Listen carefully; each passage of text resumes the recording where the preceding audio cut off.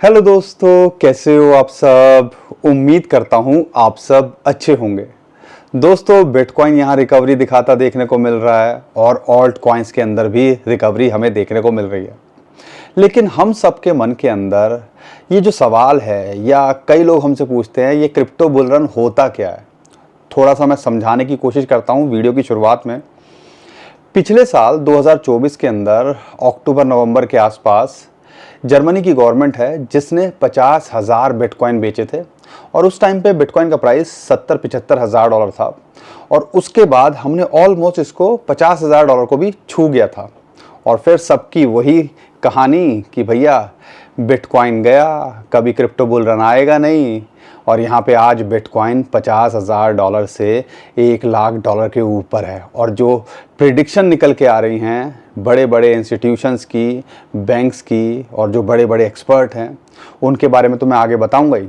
तो 1.5 से 2 लाख डॉलर 2025 में भी अभी लोग सोच रहे हैं। लेकिन ये क्रिप्टो बुल रन क्या होता है, आपको याद जो मैं बताना चाह रहा हूँ, समझाना चाह रहा हूँ। बेयर मार्केट के अंदर हल्की सी कोई पिन भी लगाता है ना, तो वो भी ऐसा लगता है पता नहीं भैया हमारे ऊपर गाड़ी चढ़ा के चला गया है। लेकिन अभी क्या हो रहा है, 80,000 बिटकॉइन, और ध्यान रखिएगा 1,14,000 1,15,000 डॉलर से ये न्यूज़ निकल के आ रही है। 80,000 बिटकॉइन पिछले 1 महीने के अंदर गैलेक्सी डिजिटल ने बेचे हैं, एक बिटकॉइन व्हेल के। और यहाँ पे बिटकॉइन को क्या फ़र्क पड़ा, ऐसा लग रहा है कि कुछ हुआ ही नहीं। अब यहाँ पर कल मार्केट के अंदर पैनिक क्यों था, या पिछले 2 दिनों से मार्केट के अंदर पैनिक क्यों था। बिटकॉइन जो है ऑलमोस्ट 1,19,000 1,20,000 डॉलर को छूने की बार बार कोशिश कर रहा था, लेकिन रिजेक्ट होता देखने को मिला। और कल तो 1,15,000 डॉलर के आसपास आ गया था। और वो क्यों आया, क्योंकि गैलेक्सी डिजिटल जो बिटकॉइन व्हेल है, 14 साल पुराना वॉलेट एक्टिवेट हुआ था, 80,000 बिटकॉइन वो होल्ड करते थे, उसकी वजह से मार्केट में पैनिक था। और यहाँ पर कल एक दिन के अंदर ही गैलेक्सी डिजिटल ने 30,000 बिटकॉइन बेचे, एक दिन के अंदर। ये काम तो जर्मन की गवर्नमेंट ने भी नहीं किया था, ये जो है उनको हफ्ता भर लग गया था। लेकिन एक दिन के अंदर 30,000 बिटकॉइन बेचे। और बिटकॉइन के प्राइस में क्या फ़र्क पड़ा, 2%। 1,17,000-18,000 डॉलर पे था, 1,15,000 डॉलर पे आ गया। और दोबारा इस टाइम पे 1,17,000 1,18,000 डॉलर चल रहा है। अब जो बुल रन की डेफिनेशन बोलते हैं, इसको कहते हैं बुल रन। जब माहौल पूरा अच्छा होता है, बायर ज़्यादा हावी होते हैं, और यहाँ पर हमें करेक्शन से ज़्यादा मौके की या अपॉर्चुनिटी की फ़ायदा उठाने का सोचना चाहिए। और 2025 के अंदर जो माहौल बन रहा है और जिस हिसाब से ये सारी चीज़ें भी निकल के आ रही हैं, तो क्या आपको नहीं लगता कि आपको ये सारी चीज़ें इग्नोर नहीं करनी चाहिए, थोड़ा ऑब्जर्वेशन के अंदर जाना चाहिए कि भैया मामला हो क्या रहा है।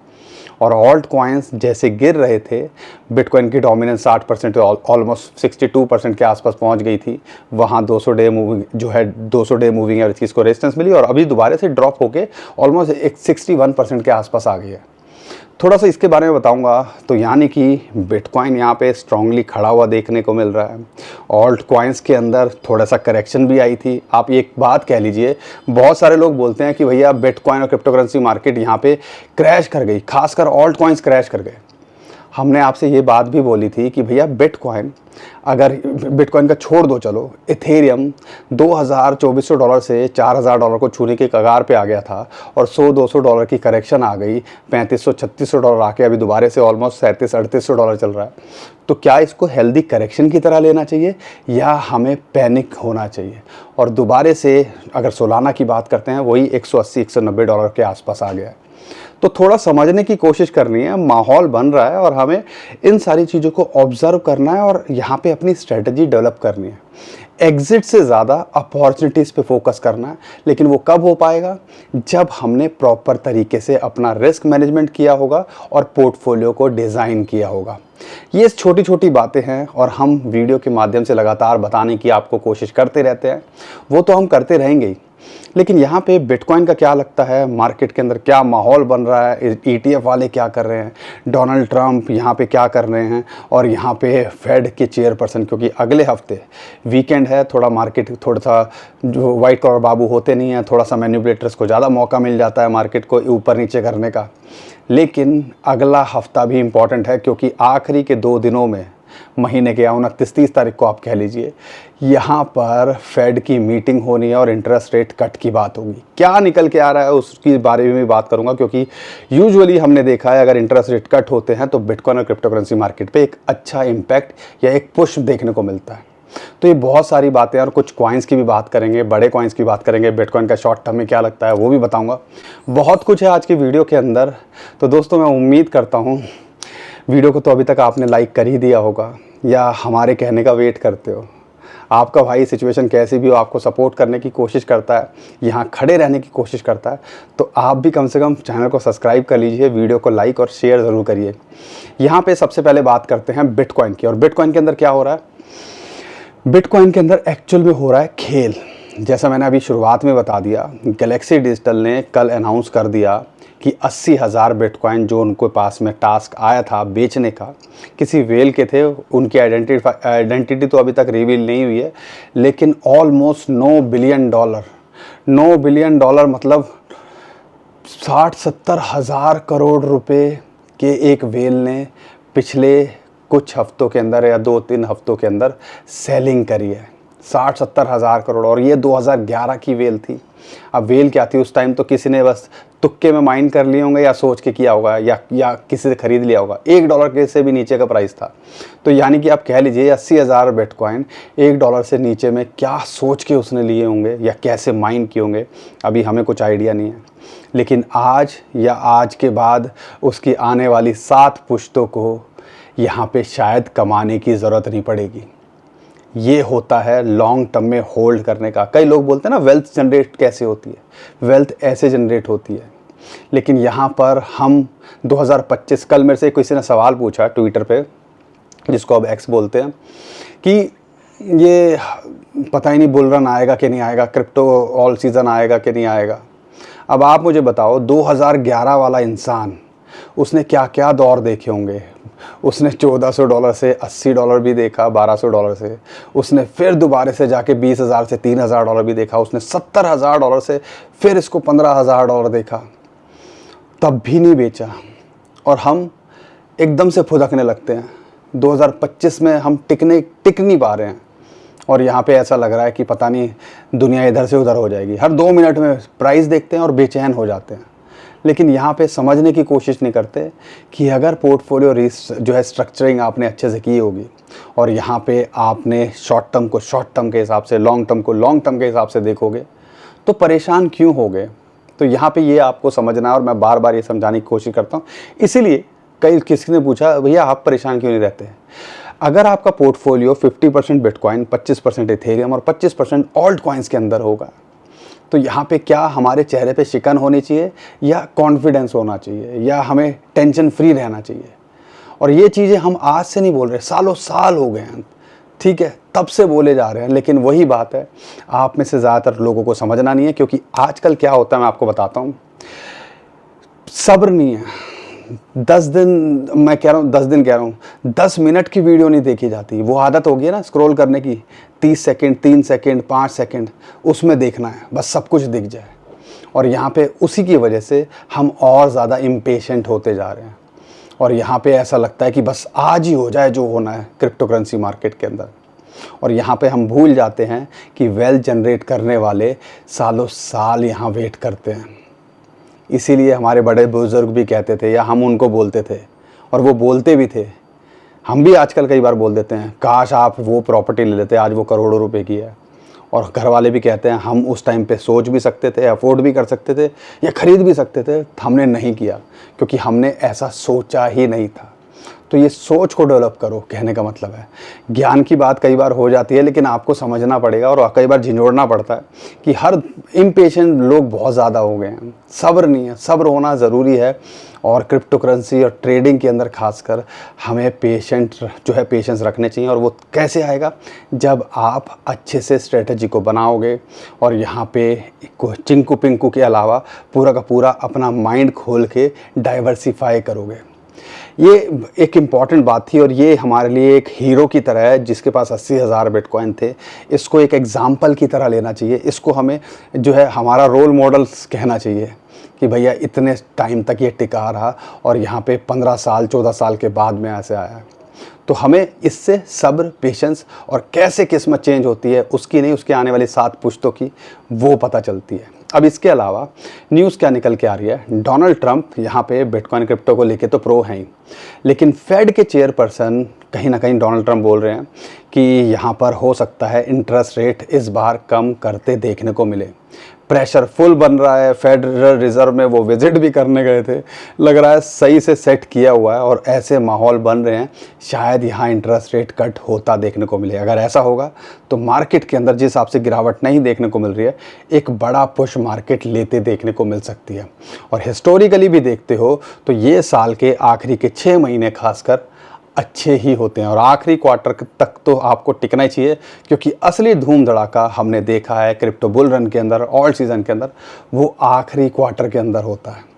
अब भैया हम तो आपको समझा सिखा ही सकते हैं, ठीक है, और अपना मेरे पास कई बार वर्ड नहीं होते हैं, आपके कभी कमेंट पढ़ता हूँ और ज़्यादातर वो लोग होते हैं जिनमें सब्र नहीं होता, और उनसे पूछोगे कितना पोर्टफोलियो है, वो बोलेंगे 100, 200, 500 रुपये के लेके बैठे हुए हैं और वो सोच रहे हैं पता नहीं क्या किस्मत चेंज हो जाए, पता नहीं कहाँ किन्होंने इनको भर दिया है, क्या गलतफहमी लोगों ने डाल दी। और ये इसलिए होती है क्योंकि यहाँ पर आपको पता है लोग क्या क्या कैसे कैसे कर रहे हैं।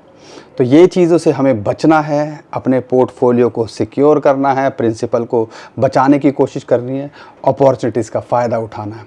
अब यहाँ पे इसके अलावा जो प्रिडिक्शन निकल के आ रही है, सिटी कोई छोटा मोटा बैंक नहीं है, सिटी बैंक आपने सुना होगा, उनका जो इन्वेस्टमेंट की डिवीज़न होगी उनका मानना है कि भैया मरे से मरा 2025 के अंदर बिटकॉइन का प्राइस 1,35,000 और अगर माहौल बना तो ये 1,99,000 $2 लाख भी जा सकता है। स्टैंडर्ड चार्टर्ड ऑलरेडी ये 2025 के बारे में बोल ही रहा है।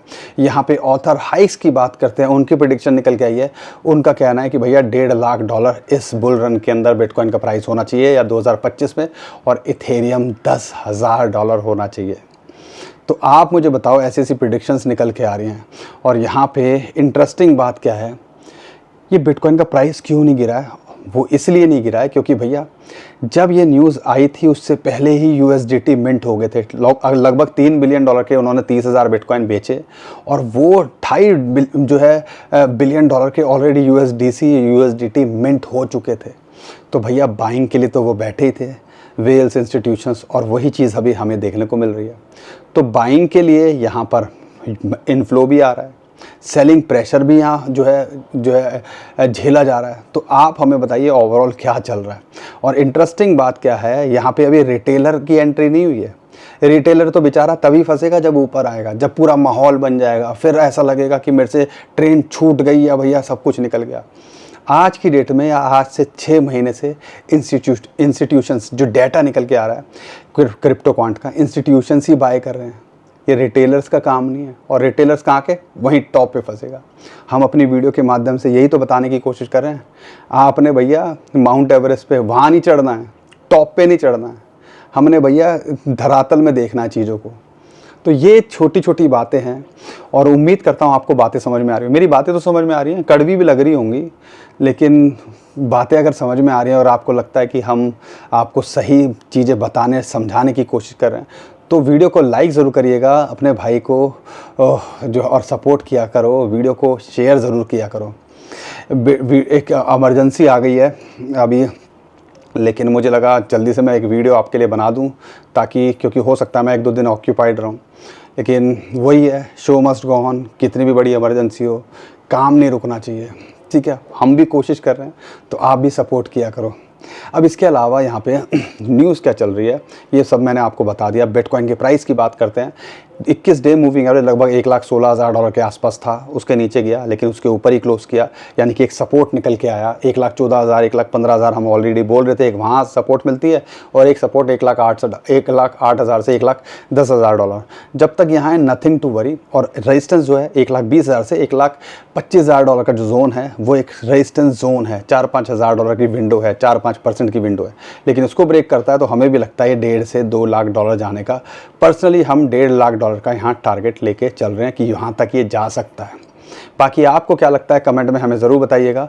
और शॉर्ट टर्म में शॉर्ट टर्म का नज़रिया रखो, लाइंस आपको पता है, रेजिस्टेंस सपोर्ट कहाँ है, और लॉन्ग टर्म के हिसाब से देख रहे हो तो इंस्टीट्यूशंस क्या कर रहे हैं और बड़े बड़े लोग क्या बोल रहे हैं, थोड़ा सा उसके हिसाब से हमें चीज़ों को सोचना चाहिए और करने की कोशिश करनी चाहिए। क्योंकि वेल्थ जनरेशन करनी है तो बड़ा सोचना पड़ेगा। छुटपुट घर चलाने के लिए कुछ ट्रेड सारी चीज़ें करनी है तो भैया यहाँ पे लाइंस और सपोर्ट को देखो और स्टॉप लॉस हमेशा लगा के चलो, नहीं तो और फ्यूचर ट्रेडिंग थोड़ी अवॉइड करो। स्पॉट में हो गए तो देर सवेर में चीज़ें अच्छी हो ही जाएंगी, यही चीज़ें आपको समझनी है। अब यहाँ पे ऑल्ट कॉइन्स की बात करते हैं तो अच्छा खासा गिरे, एक माहौल के बाद में 10-15% कई कॉइन्स जो है गिरते दिखे, यानी कि हमारे लिए अपॉर्चुनिटी मिली। अब यहाँ पे आपको समझना है बिटकॉइन के अलावा और बिटकॉइन की डोमिनेंस है वो नीचे गिर रही है। 200 डे मूविंग एवरेज की उसको रेजिस्टेंस मिली, वहाँ से अभी डंप कर रही है, और इसका डंप करना यही एक सिग्नल है। ऑल्ट कॉइन्स अभी स्ट्रॉन्ग सिग्नल दिखा रहे हैं। अब यहाँ पे हम उम्मीद करें 60 से नीचे आए, और जो हमारी उम्मीद थी उसके नीचे ये क्लोज कर चुका है। अगर वीकली कैंडल भी क्लोज कर दिए, मंथली कैंडल भी अगर ये क्लोज कर दे तो असली तांडव आप देखना। और हमें लगता है कि ये 40 के आसपास जा सकती है, और 40 के आसपास आती है तो समझ लीजिएगा जो ऑल्ट कॉइन्स आज हमें जो है रुला रहे हैं ना, शायद वो हमारी किस्मत भी चेंज करते देखने को मिले। बाकी टाइम बता ही देगा। ये चीज़ों को देखना है, ऑब्जर्व करना है सारी चीज़ें। साथ के साथ में आपको क्या देखना है, इथेरियम का प्राइस जैसा हम उम्मीद थी ऑलमोस्ट $3500 के आसपास, $3400 हम एक सपोर्ट समझते थे, वहाँ तक तो नहीं आया। $3500 से अब दोबारा से बाउंस बैक करके ऑलमोस्ट $3700 के आसपास, $3800 के आसपास चल रहा है। एक इमीडिएट जो रेजिस्टेंस है वो फिबोनाची की रेशियो है और 0.786, वहाँ लगभग $4000 पे आती है, और 4000 एक साइकोलॉजिकल रेजिस्टेंस भी है। एक टेम्परेरी रेजिस्टेंस मिल सकती है, अगर उसको पार करता है तो हमें लगता है ये भी विद इन नो टाइम हो सकता है अपने ऑल टाइम हाई को ब्रेक करने का ट्राई करे। तो इथेरियम पे फोकस करना है। 2000-2500 के आसपास बोल रहे थे, लेकिन क्या आज हमें एंट्री बनानी चाहिए? हम बिल्कुल नहीं बोलेंगे। इस टाइम पे एंट्री के लिए नहीं देखना है, इस टाइम पे हमने इसको होल्ड करने की कोशिश करनी है। अगर बात करते हैं यहाँ पे सोलाना को लेके, वही $170-180 आ गया, और यहाँ पे $200 के आसपास को एक रेजिस्टेंस है। अगर $200 के पास जाता है तो ये भी पोटेंशियल रखता है अपने ऑल टाइम हाई को छूने का। XRP, एक शख्स हैं जिन्होंने मुझे बोला कि मैंने फ्यूचर पोजीशन बनाई है। अब आप मुझे बताओ, जो कॉइन इतना बढ़ चुका है, एक हाई बन रही है, क्या हमें इसके ऊपर पोजीशन बनाने की कोशिश करनी चाहिए? नहीं करनी चाहिए। और वो भी फ्यूचर ट्रेडिंग कर रहे हो, सबसे बड़ा रेड सिग्नल है। यही बताता है कि थोड़ा सा हमें चीज़ों को और अपने स्किल्स को डेवलप करने की, बढ़ाने की ज़रूरत है। अब यहाँ पे $3 के आसपास इसको सपोर्ट मिली, प्रीवियस ऑल टाइम हाई था। जब तक यहाँ है नथिंग टू वरी, लेकिन अगर एंट्री के लिए देख रहे हो, वही भैया $2.5 या $2 के आसपास आए, कुछ ऐसी बुरी चीज़ हो जाए तो यहाँ देखना, नहीं तो इसके अंदर भी होल्ड करने की कोशिश करनी है। अगर मैं बात करता हूँ यहाँ पे ADA को लेके, ADA के अंदर अपॉर्चुनिटी थी, $0.75 के आसपास आया था 200 डे मूविंग एवरेज की, वहाँ एंट्री बनती थी। अब यहाँ पे दोबारा से ये ऑलमोस्ट $0.8 के आसपास चल रहा है, लेकिन हमें लगता है ये $1 से $1.5 जाने का पोटेंशियल जो है रखता है। इस पे फोकस किया जा सकता है। सुई को लेके $4 के आसपास रेजिस्टेंस है, बार बार वहाँ जा रहा है और ब्रेकआउट नहीं कर पा रहा है। शायद यही हो रहा है कि एक माहौल बने बिटकॉइन को लेके या ओवरऑल, तो शायद यहाँ से एक बड़ा पुश ये लेता देखने को मिले। लेकिन हमें लगता है कि एंट्री तो थी भैया $3 के नीचे ही थी, जो हम आपको बोल रहे थे। होल्ड करने वाले सारे कॉइन्स हैं, टॉप कॉइन्स हैं, अच्छे कॉइन्स में बने हुए, तो उनमें बने रहने की कोशिश करनी चाहिए। बाकी दोस्तों बहुत सारे कॉइन्स हैं, डिप के अंदर हैं, नियर प्रोटोकॉल पे देख सकते हो, AI का ट्रेंड आता देखने को मिलेगा, तो ये भी आपको अच्छा करता देखने को मिल सकता है। 200 डे मूविंग एवरेज की रेजिस्टेंस मिल रही है लगभग $2.33 के आसपास, लेकिन इसके पार गया तो ये भी $4.5 का पोटेंशियल रखता है। गाला की बात करते हैं, $0.016 के आसपास मिल जाए तो एंट्री बनाई जा सकती है। शिबा इनू के अंदर एंट्री बनाई जा सकती है, लगभग 1400 के आसपास मिल जाए तो फोकस किया जा सकता है। लेकिन यहाँ पर अगर आप अच्छे कॉइन्स, टॉप के कॉइन्स पिक करोगे तो ऐसा लगता है यहाँ पर अभी बहुत कुछ उनके अंदर होना है, क्योंकि उन अपने ऑल टाइम हाई से देखते हैं, खासकर बड़े कॉइन्स, कई कॉइन्स अभी भी 60-60, 80-80% नीचे हैं। तो यहाँ पे फोकस करना है और शांति से बस बैठने की कोशिश करनी है। वही हमारा पुराना डायलॉग, पॉपकॉर्न खाओ और शांति से बैठने की कोशिश करो। दोस्तों उम्मीद करता हूँ हर बार की तरह आपको हमारा कंटेंट अच्छा लगा होगा। वीडियो पसंद आई है तो वीडियो को लाइक करिएगा, चैनल को सब्सक्राइब कीजिएगा, ट्विटर टेलीग्राम को हमारे फॉलो कर लीजिए। बहुत सारे स्कैमर हमारे नाम से स्कैम करने की कोशिश कर रहे हैं, उससे भी आप बच पाओगे। उम्मीद करता हूँ आपने अभी तक वीडियो को लाइक और नए हो चैनल को सब्सक्राइब कर दिया होगा। अभी के लिए विदा लेता हूँ। खुश रहिए, मुस्कुराते रहिए, कमाते रहिए। आपका दोस्त पंकज। थैंक यू, नमस्कार, धन्यवाद।